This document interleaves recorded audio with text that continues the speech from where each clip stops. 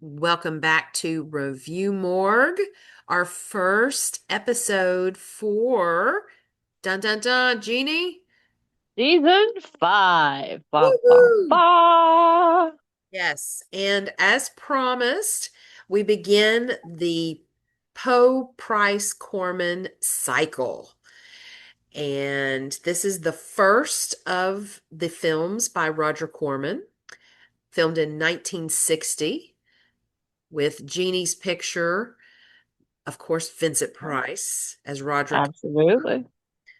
Mark Damon as technically from the story, he would be the unnamed narrator, but in Yes. this, he is Philip Winthrop, Philip.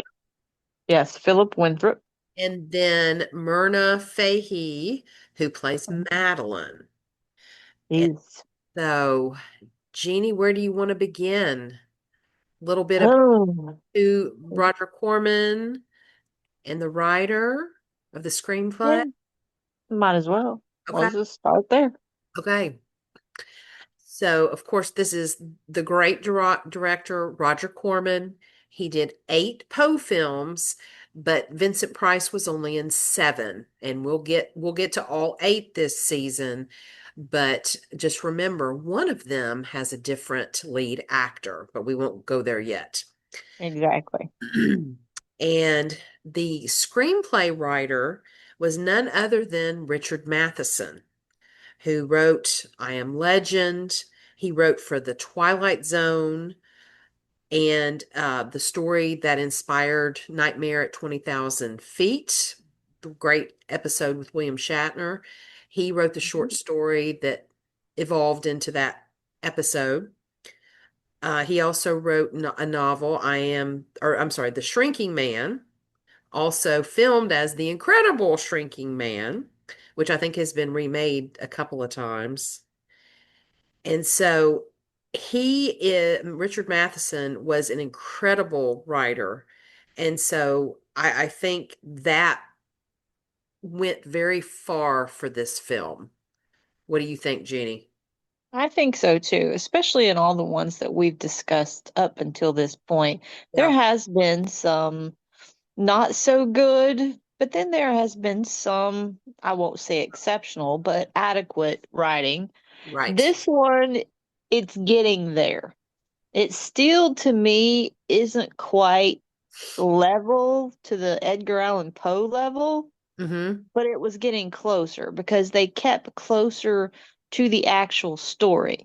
Now, that was one of the things from all the other movies that we've discussed thus far, Mm-hmm. is there's been certain variations, some that were just so out there that the only thing that was Poe was just the name. Yes. Yeah, Pinot, Poe in name only. Exactly. So the writing, you could tell, was very much adapted by someone who respected and actually appreciated Poe's works. Absolutely. I 100% agree. And so a little bit more about the actors. Of course, you know Vincent Price. He's been in so many films and he is just master of horror, master of the macabre, Hmm. and we love him. You just, to me, you can't get enough. I mean, House on Haunted Hill, The Abominable Dr. Phibes, House of Wax, and going further back even with Dragonwyck, a very gothic tale. Yep. I could go on and on and on. And Well, so, and one of the things also is one of the things I love about some of the actors that are my favorite is their voices. oh my Because God, yes. I have this I've always had this auditory love Hmm. because I've been so sensitive. I've had sensitive ears forever and a day. Are you And related to Roderick? apparently I am. Because when I was thinking, I'm like, ooh, dude, I feel you. So, but yes, Vincent Price's voice, now, albeit it's not as macabre in this one as it gets as he gets older in some of his later works, Mm-hmm. but just just that lilt, just that, I Yeah. don't know, smoothness of his voice, it just attracts and makes a whole difference because he can say so much in just the softest way. Yes. And that makes him, ranked with those actors that, like Sean Connery and Sam Elliott, Mhm. that their voices doesn't matter if you see their face. If you hear that voice, you're like, I know that. I know that person. Absolutely. And he as an actor, not his presence, not only that, but his voice, it commands the room. Like you said, Hmm. even when it's something softly spoken, it commands the room and everyone stops because it's like you better listen. Yes, exactly. And then, of course, and I will have to say this, there was a very substantial cast with him Hmm. that they may have not been very well named or became well named actors along the way, Right. Uh-huh. but he had a great supporting cast Mhm. because he wasn't really that central in itself, but what moments he was in, it's like they were phenomenal. Yes. And then whenever the cast went off and did, other things, it's like he was still there, even though he wasn't. Yeah, absolutely. Absolutely. Yeah. And so the Philip Winthrop character, which would be the unnamed narrator in Poe's story, he has been in a few other films. He was in Monster from 2003, so he would have been an older gentleman from that. Just looking at some of his more notable things. Um, some other horror films, The Devil's Wedding Night, Crypt of the Living Dead. A lot of these are all 70s style horror films. And so Right. that's kind of just the what's coming up. And his name was Mark Damon. And then Myrna Fahey was also in The Time Tunnel.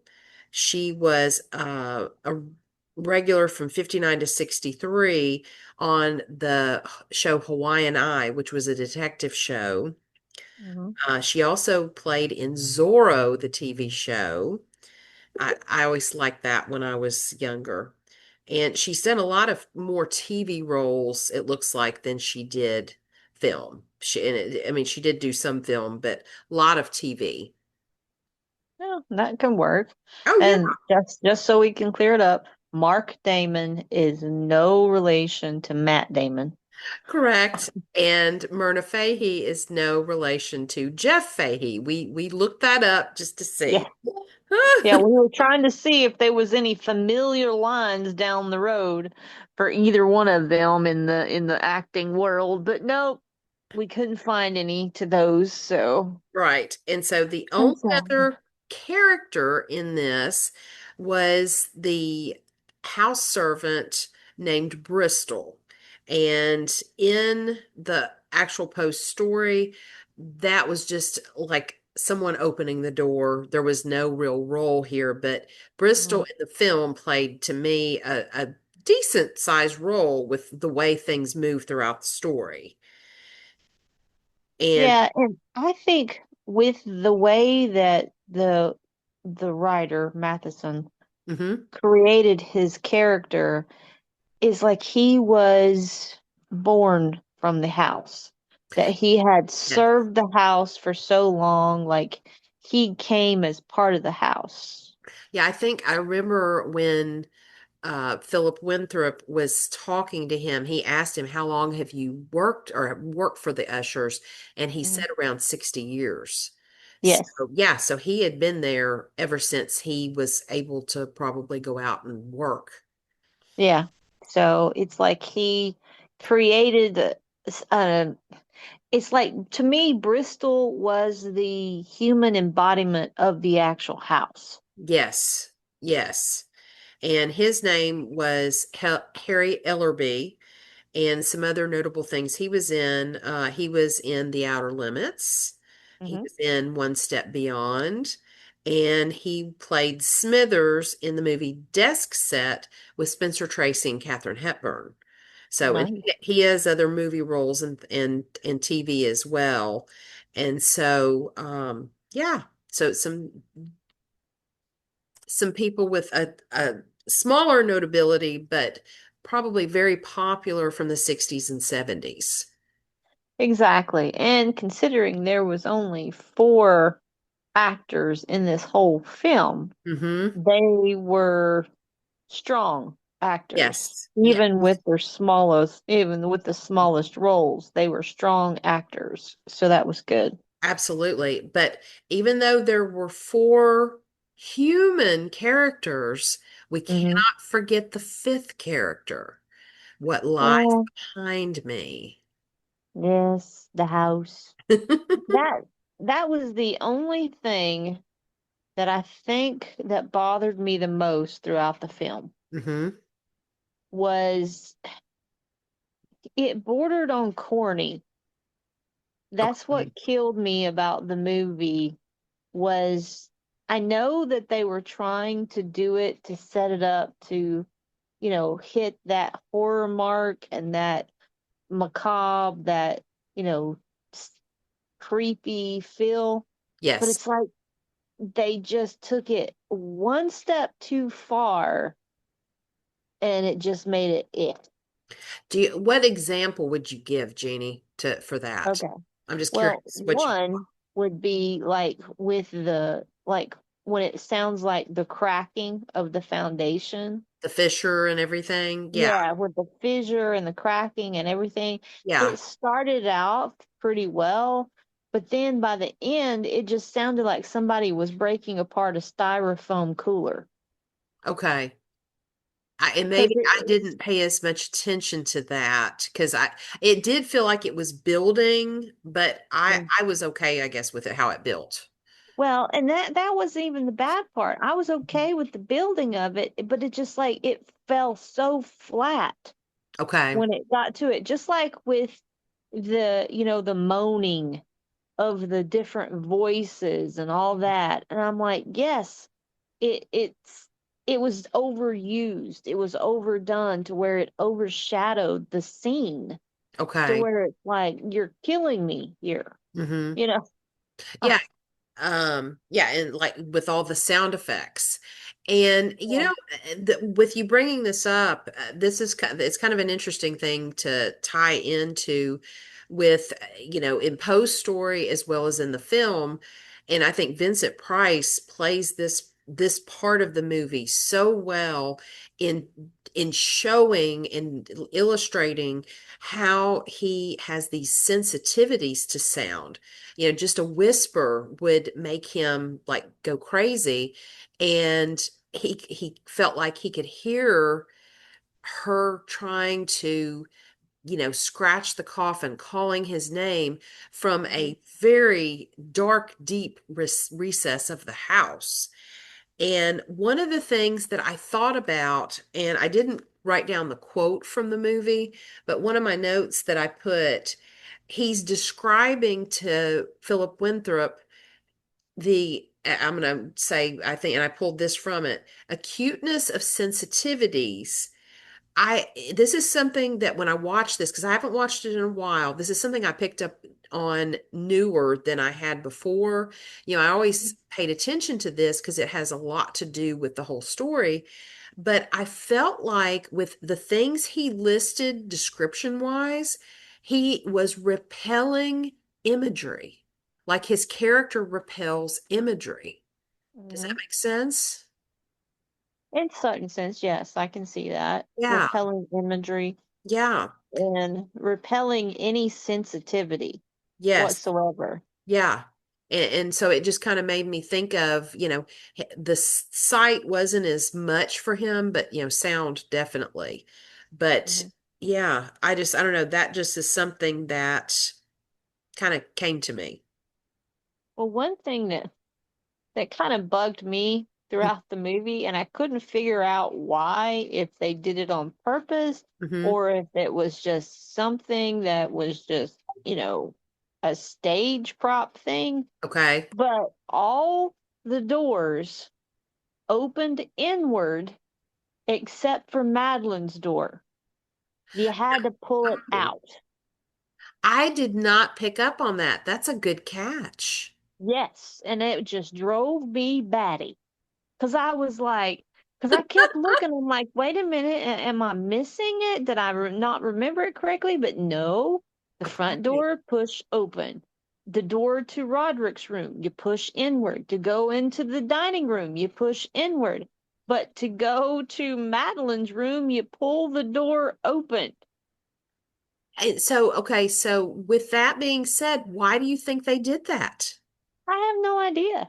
That was what I could not figure it out because I'm like, Well, eh, you kind of wonder because Corman was so good at setting up the setting and mhm, just the scenery, and because the scenery is absolutely gorgeous in a macabre way in this film. mhm.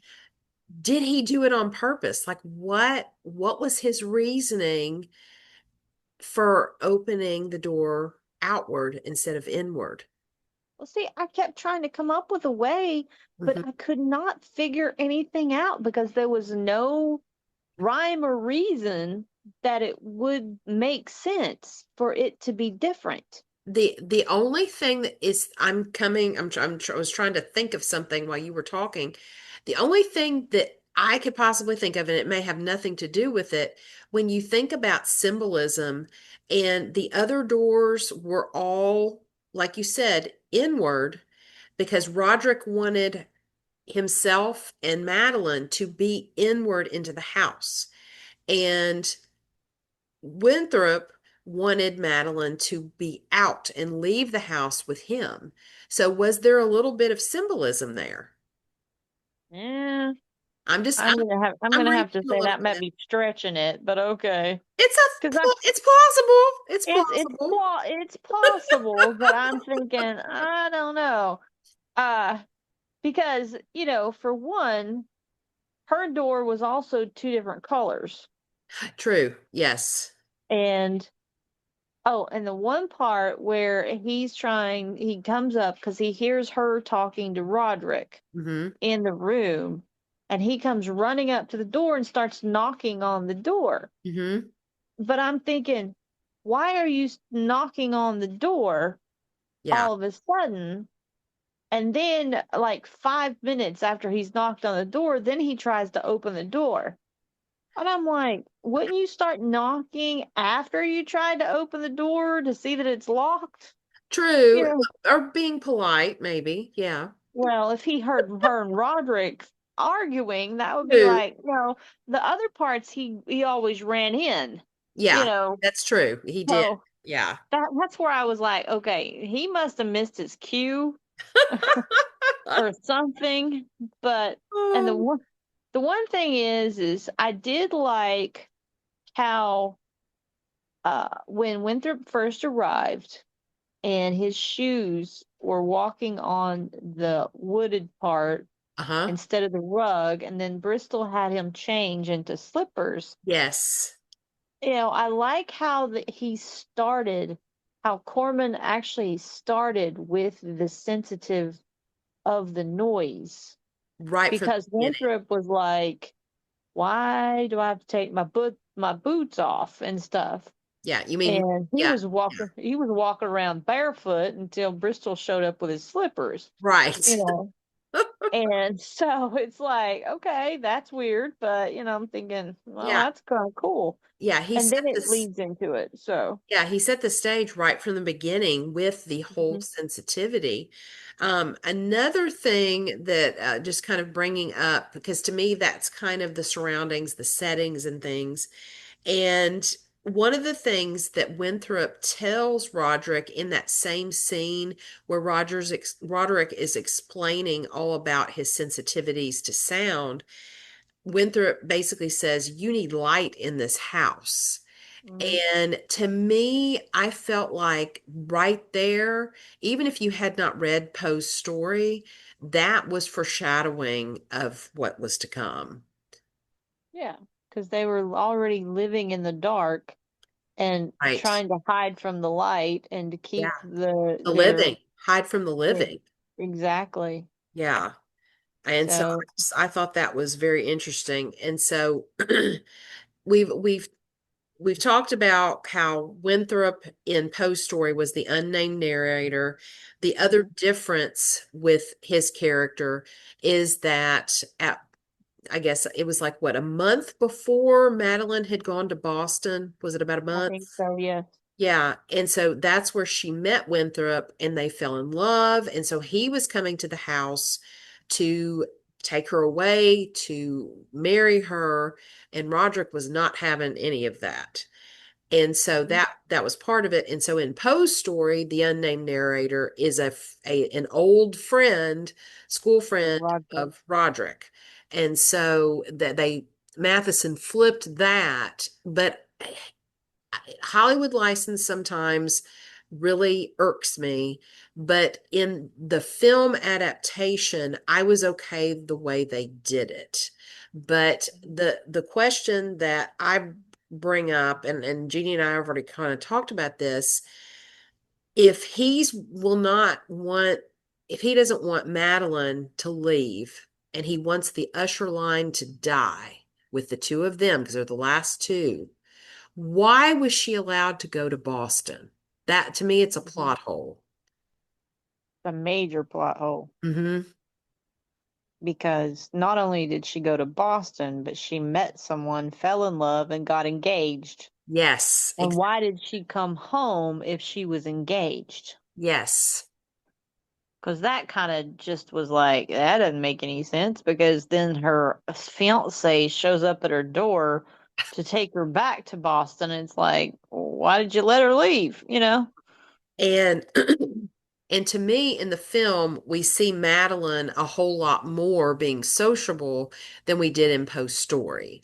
In Yeah. Poe's story, she was more, I don't want to use the word catatonic, but she was more just in the background. You see her, Mhm. walking through the house. The unnamed narrator sees her, and she does interact a little bit, but she definitely has a bigger role in this film.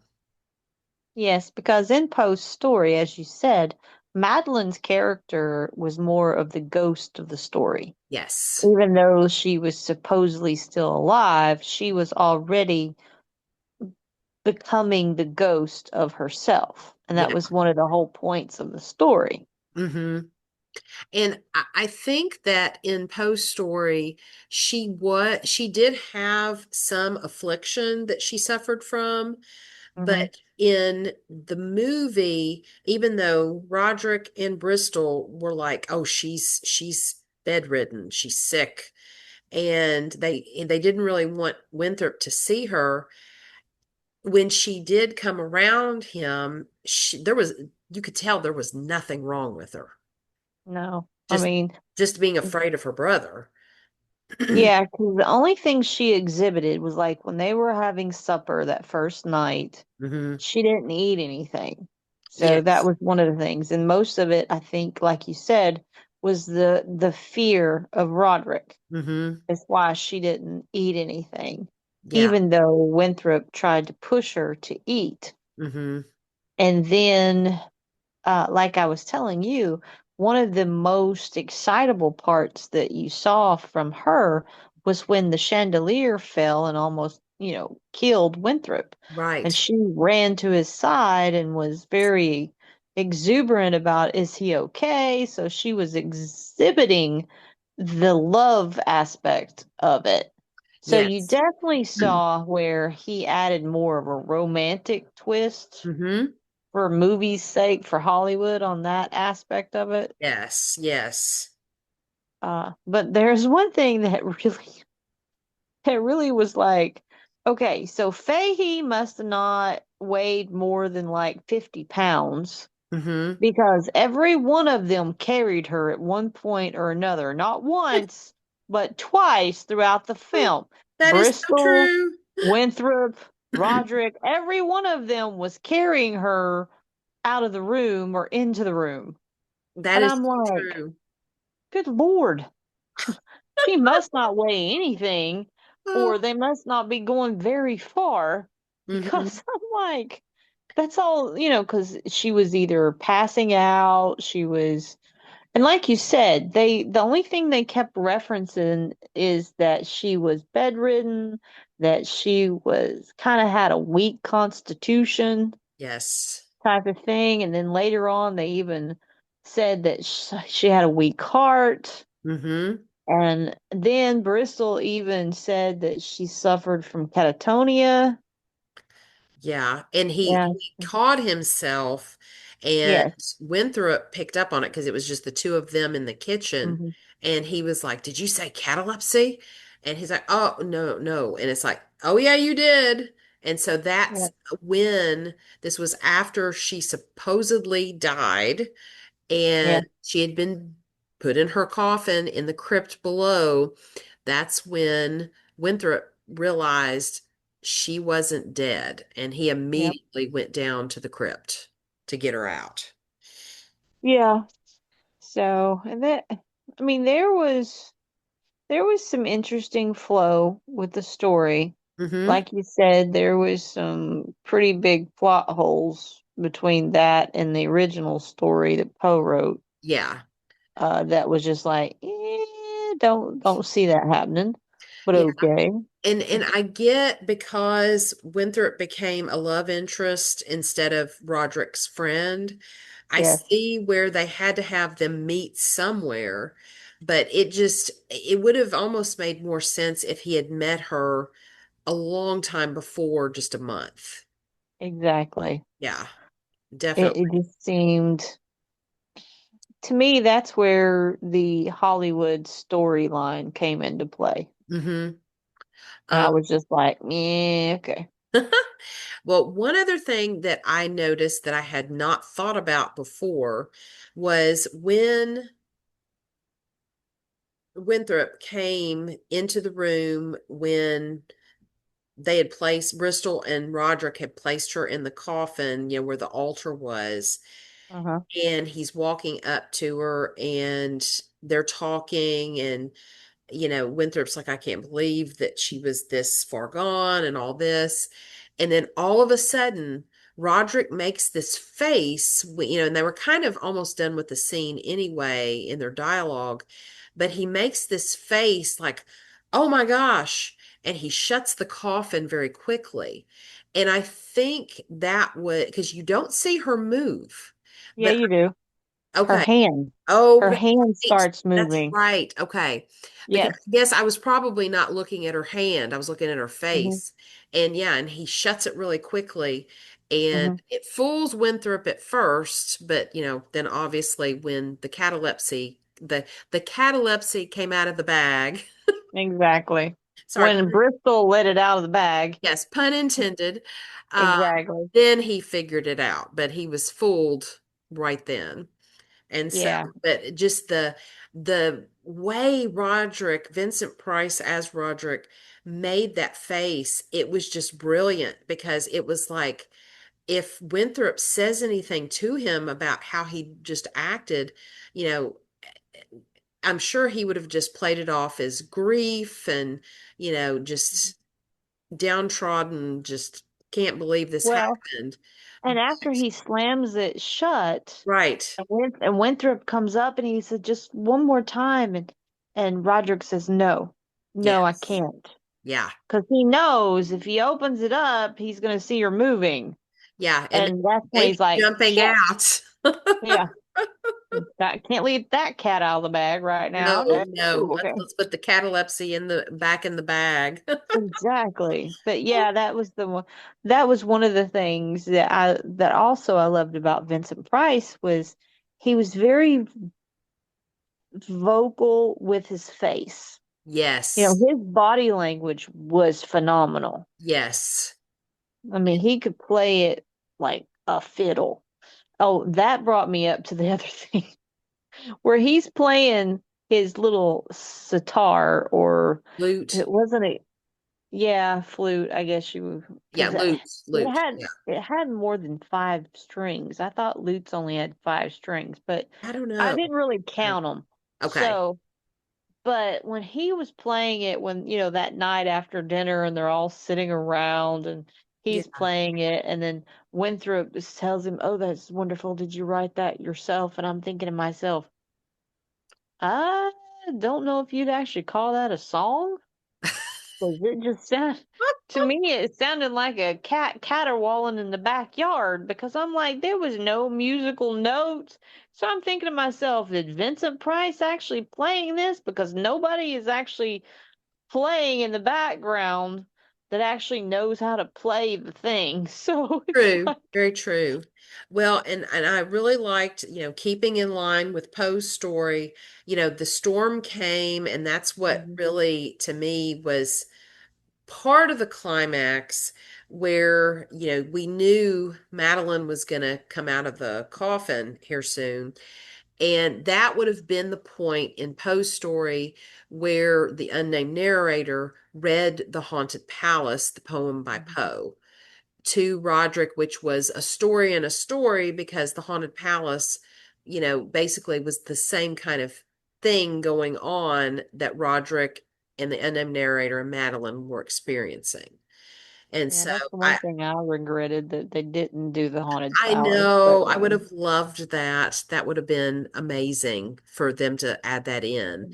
it But would have been hard, I know, with the storyline, but still. yeah, but they could have done it where he was reading it and Roderick would, like, they could have put like different sounds or Madeline getting closer, not showing her, but just those sounds where Roderick's, just like going mad, even more mad than he already was. Yeah. They could have probably done it, but again, budgets, time, Yes. they had to probably cut something in that. They gave the element of it with the storm and all of the rising action to the climax, and yeah. Yeah. It'd have been nice if they would have included it, but we understand why they didn't. Exactly. Exactly. One other thing I want to bring up about the costumes and even the whole setting, red was a color. Hmm. As you see in Jeannie's picture, Roderick wore red more than once. He had that long, beautiful, like it looked like a Oh, dressing gown or a gentleman's coat. yeah. And then the red dress with the tiny little black trim that Madeline wore when they had the dinner before the chandelier fell. It was absolutely gorgeous. And then just some of the elements in the house. And so it's like the red was the bloodline because Winthrop never had on red. It was just Roderick, just Madeline. And it was Hmm. like keep the bloodline pure of the Usher line. I kind Yeah. of felt And like, the candles were red, yes, they were. and Yes, the paintings, all the paintings had except for red. a few had red in them. Absolutely. And I was going to bring up, speaking of those paintings, thank you, Jeannie, for bringing those up. You're welcome. They were amazing. Like that's one of my favorite parts of the movie when Roderick takes Winthrop through and showcases all these horrible Usher family members. Yes. They were very much, they looked like broken dolls that had been stitched back together. Yes. And most of them that they didn't have eyes, but the ones that did had these red Yeah, or uh, black. Like, red or black eyes. Like the yeah, ones that had black eyes were basically like they were black holes. They weren't actual yes. eyes. They were just eye sockets. Yes, and of course, when I, rewatched this again or I watched it on Sunday, I immediately went to Jaws, and when Quint is describing how the shark, is hunting, and Hmm. he says, they black and roll over white. They're black like doll's eyes. And that's Yep, what immediately took me to that, thinking about that. I know it has nothing to do with each other, but that to me described those eyes. They were so creepy and just so perfect for this gothic home. And they did. They did fit very well. And the yeah. one painting that was in Roderick's room that wasn't hanging, but it was on the pedestal Hmm. or the easel Yeah. that you can't really tell what it is. It's got all the same colors, the reds, the blues, the grays, the blacks, Yeah. until that one moment where the all the candles blow out and the lightning strikes and illuminates Roderick standing there with the gun in front of it. It's Yes. at that moment that you can see what the painting is, and it is Madeline. Yes. And It it's just so it just gives me phenomenal. chills thinking about that right now. Yeah, it was just that was just one to me, that was the perfect moment of the movie Yeah. to where everything just kind of all meshed together at once. Hmm. And I was like, oh, yeah, there we go. Absolutely. And to me, we also kind of got a little bit of a backstory, more than I think Poe's story gave, about the previous ushers, Hmm. where, Roderick explained that this house and the land was green and, fertile, and just the house was beautiful and, in perfect condition. And then something changed when the Tarn started, you know, doing something to the land. Expecting it. It's like the Yeah, house, because he yes, says that the house was moved from England to New England. And right. he said then it was like all of a sudden the seepage from the house, from all the lines of the ushers, when he starts saying how, the thieves and the murderers, the assassins, Yep, and he starts naming all the horrible deeds that all the ushers had done before them, right. and that how they had become part of the house, that he plays that the house itself was the plague. Yeah, and evil. Yes, Yes. absolutely. And that makes such sense in, and even within Poe's story. I mean, just what Richard Matheson took out of that from Poe's story, it just meshes so well. Yes, it does. I mean, it really, really does. And then I loved that the ending honored Poe with how it Hmm. all went down. And I guess I don't want to, even though we've given away a lot of spoilers, I think anyone who's watching our review morgues by now knows we're going to give a few spoilers away. Yes. And anyone that's watching us that hasn't seen the Corman movies, that will be a miracle. Yeah. And and here's the thing, I'm so excited about. I've never watched I've seen all the Corman Poe films, but I've never watched them in order. And so I'm so excited about kind of going through this Corman Poe Price journey and seeing how Poe is evolved through these 8 films, and with Vincent Price along the way with most of them. Exactly. Because, I mean, that's one of the things, because we're in our Corman era. Yes. And so, and it's a It good makes one. perfect sense. It's a good one to be in. And just I wanted to show this real quick because just kind of funny that this is, this is the first of the films. And I Yeah. had just ordered a new purse for fall. And if you can see it, I may have to, Yeah, you have to turn off the background. yeah, let me show this real quick and then hold on. That's not going to work either. Hold on. I'm a whole. There it is. It's There you go. words, but Fall of the House of Usher. Isn't it cool? Ooh, that is cool. I love the colors. It matches with Vincent's red coat. I know. So I was just like, this is so cool. This, Yes, it is. And I love the detail. That's cool. yeah, it really is. I'm very excited to switch over to it. Yeah, it's a double entendre there. The Ah, fall of the House of Usher, and you're wearing it for the fall. You bring it out for the exactly. fall, yes. That's exactly right. And Now, the one thing that I want to point out that I, really unnerved me uh-huh. about the end Okay.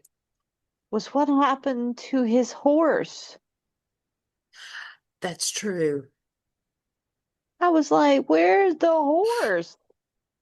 Because, he's just walking away. And I'm like, but where's the horse? The horse is supposed to be stabled somewhere, right?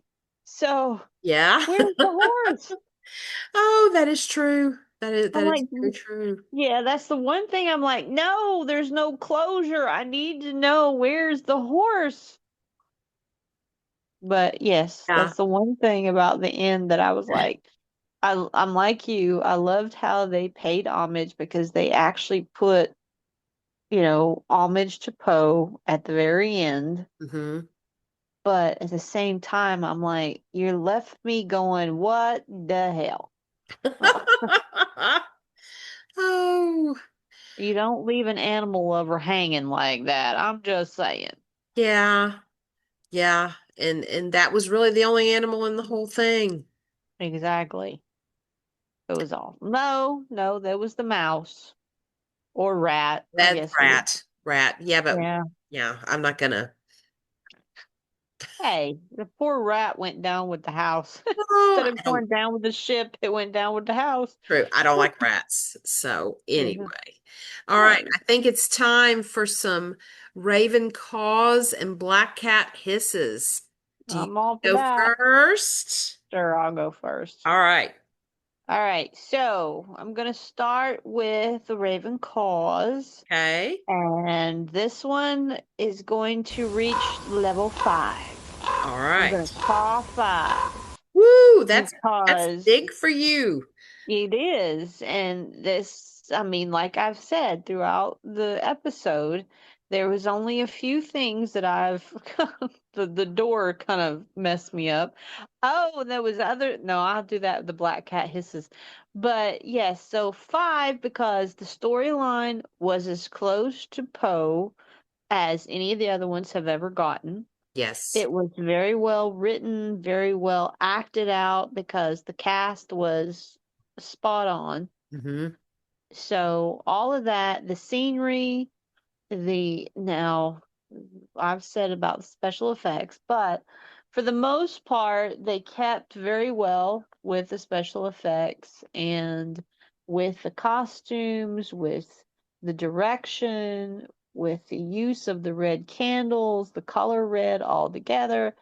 So yeah, that's why it reached the 5 cause. Okay. Now, Black Cat hisses. I'm gonna have to. I'm gonna have to about All right. two and a half Black Cat hisses. Not quite 3, but more than 2. Okay. So, and the reason is one, the door, it still bugs me.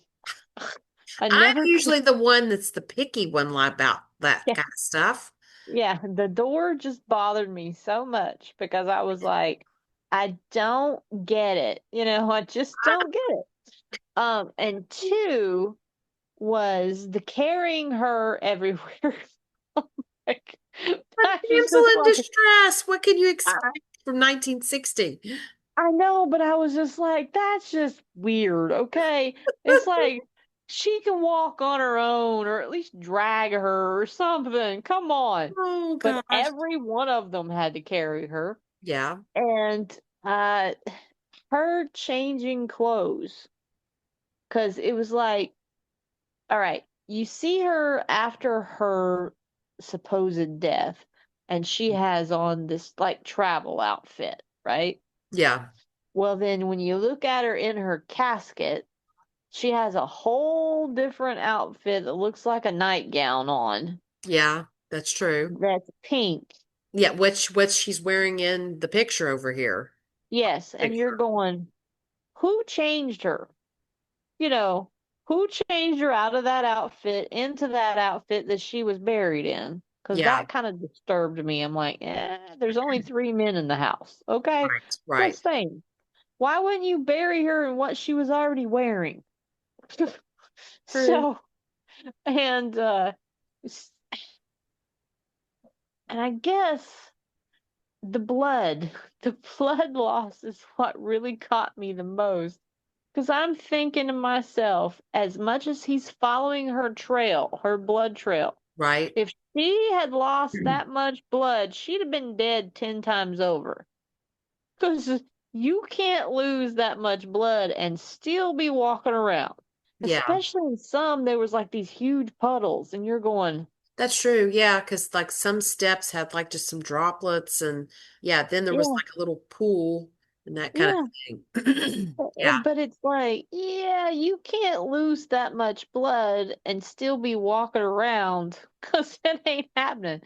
Um, so yeah, that was the one thing that really I was like, okay, because you kept just seeing him go and he's going all around these like because Bristol told him, the hidden passageways, there's so many of them, you could get lost. And every Yeah. time you see poor Philip, he's like going up and down again, and I'm thinking, son, you are wearing me out. Oh, But yes, that's why it was like not quite three, but not more than two. okay. All right.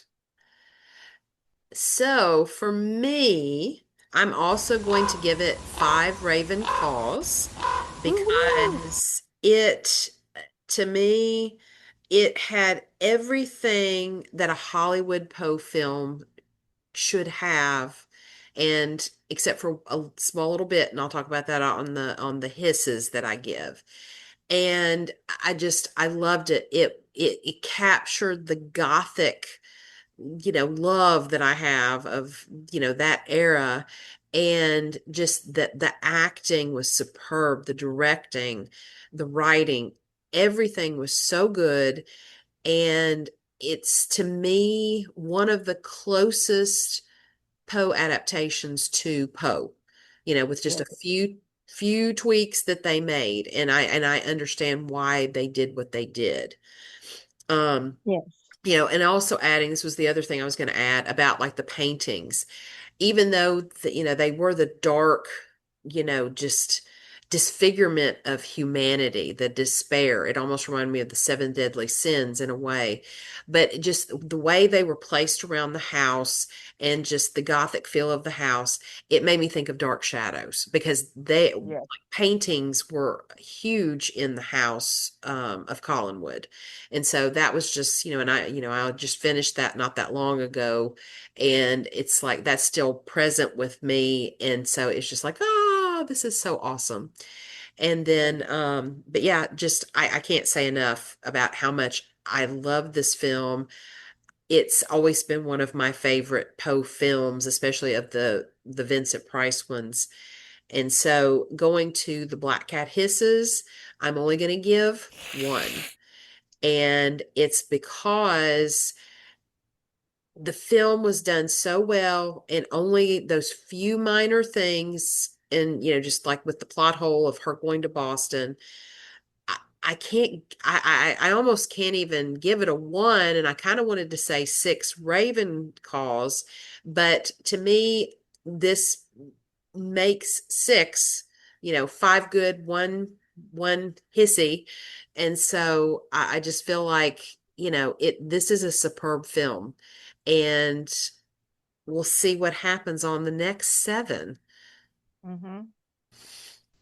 Yes, but I, yeah, I'll agree for the most part that if it wasn't for the few things that I said, I probably would have given it only a one Yeah, also. But yeah.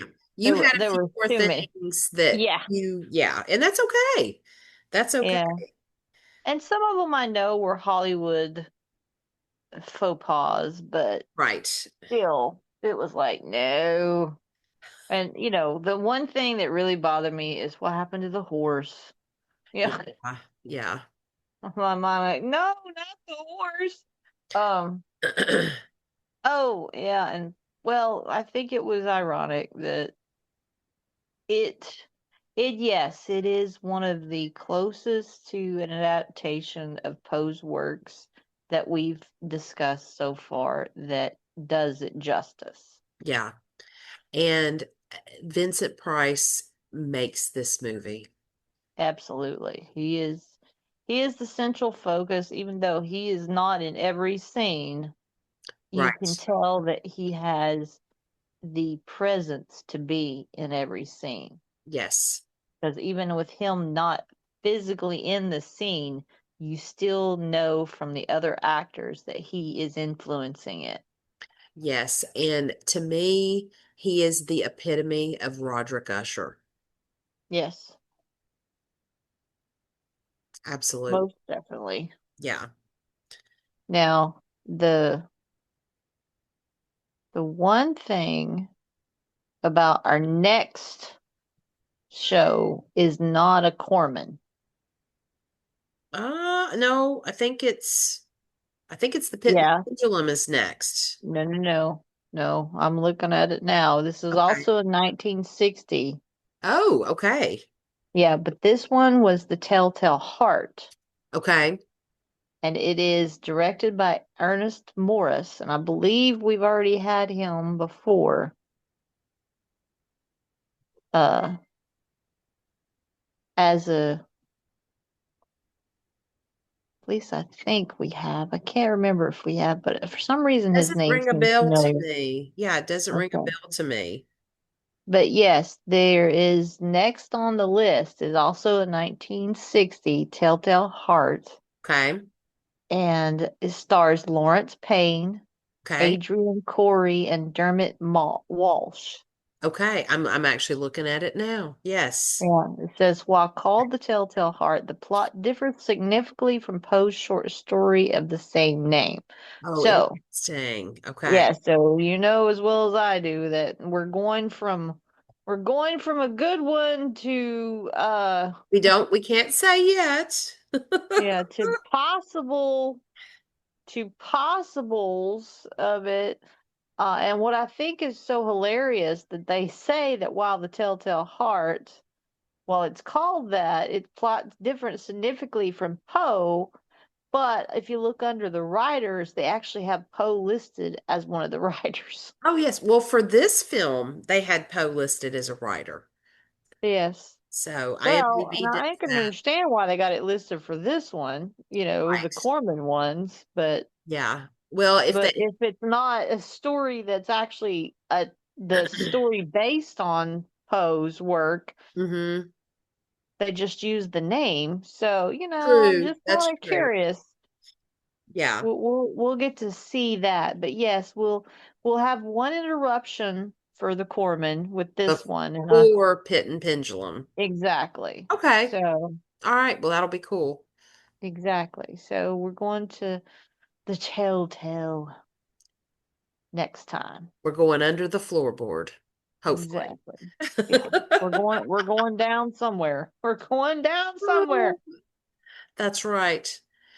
Well, Jeannie, I guess With that, we we are are Poe out. out.